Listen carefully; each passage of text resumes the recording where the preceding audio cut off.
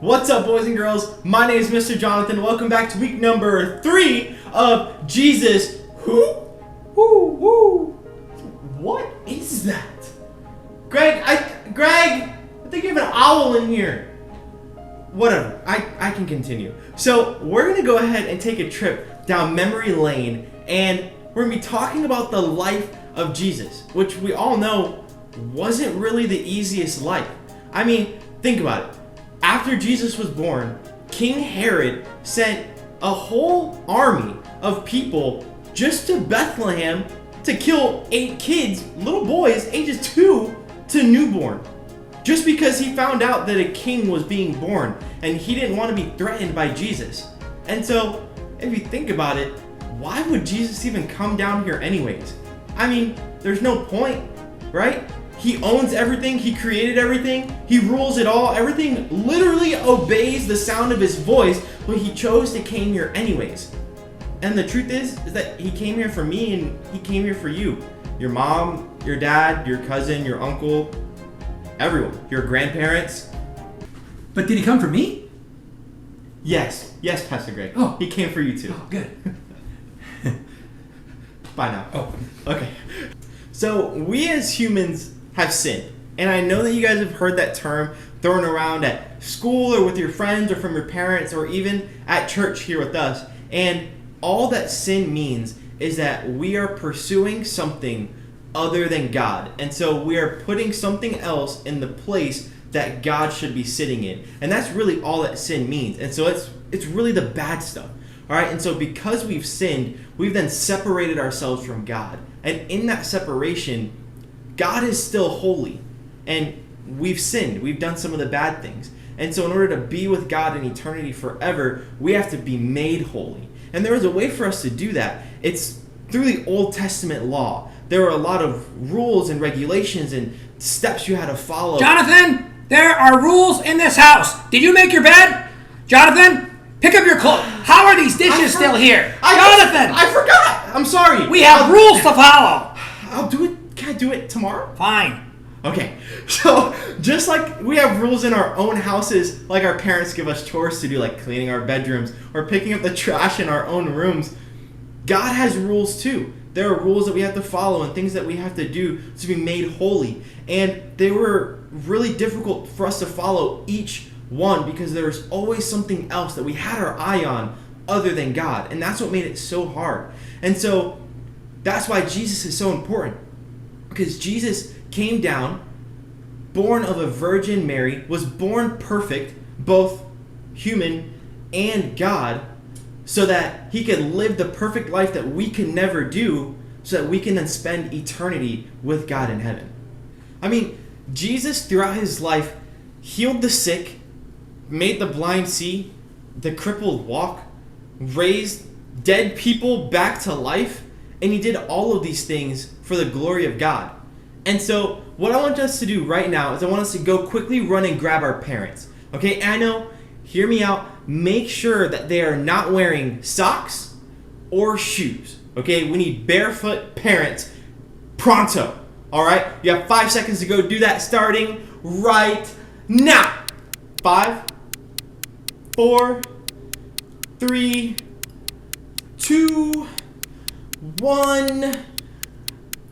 Okay, Jimmy, we're waiting for you. Hurry up. 1 and time. All right. So, parents, I know it's kind of weird that we ask your kids to bring you over here in such short notice with no socks and no shoes, but we're trying to teach your kids how Jesus lived his life. And so, we're going to be doing that by taking a look at John chapter 13, verse 5, or verse 3 through 5. So, it says, Jesus, knowing that the Father had given all things into his hand, and that he had come from God and was going back to God, rose from supper.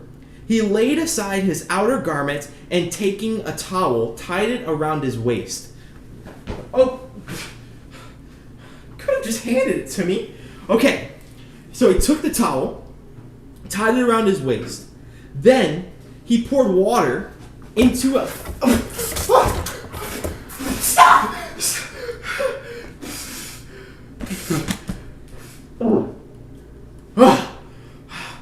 took water and poured it into a basin. I can't get a break. Ah!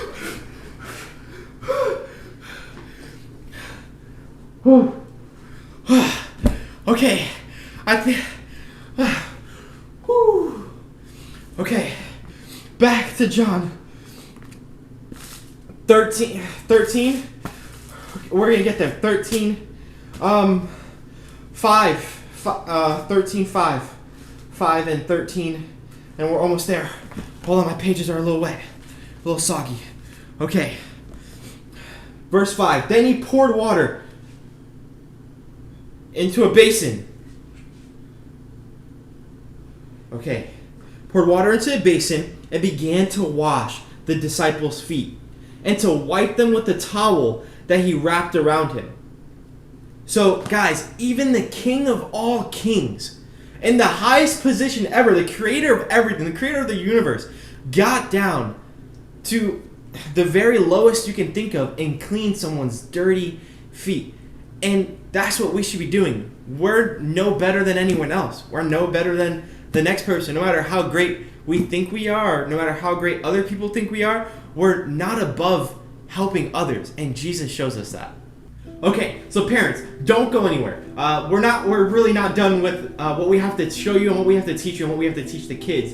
And so we want to teach the kids also how Jesus lived a life of humility. And so we're going to take a look at John 13 still, but we're going to skip a few verses ahead and we're going to look at 16 through 17, where it says, "Truly, truly, I say to you, a servant is not greater than his master, nor is a messenger greater than the one who sent him. If you know these things, blessed are you if you do them." So what it's saying here is that just because you're the master or you're the leader of something doesn't mean that the person that's underneath you is any less than you are, or that that person's any greater than you are. And so we have to be treating everyone as equals. And so just to apply that to our own lives, I know that sometimes at school people can be mean. People can say nasty names about us, or they can push us, or they can just, there's a lot of things that can happen. They can steal our lunch money, or they can steal our actual lunch. All the things that can happen to us that we might get really upset about. But instead of being even more mean or trying to get back at those people, why don't we just try showing them the love of Christ? And we're going to try practicing that right now. And so, parents, this is the real reason why we're here. So I asked you to come with your socks and your shoes off for one specific reason. Okay, and that's because our activity is actually going to be for your child to wash your feet as Jesus washed the disciples' feet. And then what you're going to do afterwards, after your feet are all dried, you're going to kneel down, and your kid is going to take the place that you were in. You're going to take off their shoes, take off their socks, and then you're going to wash their feet. Okay? And this is to show them that no matter what the position is, whether it's your mom or your brother or your sister or your aunt or your uncle, everyone should be treated the same, and you're here to serve one another. So I hope that you guys enjoyed this week. Can't wait to see these God stories.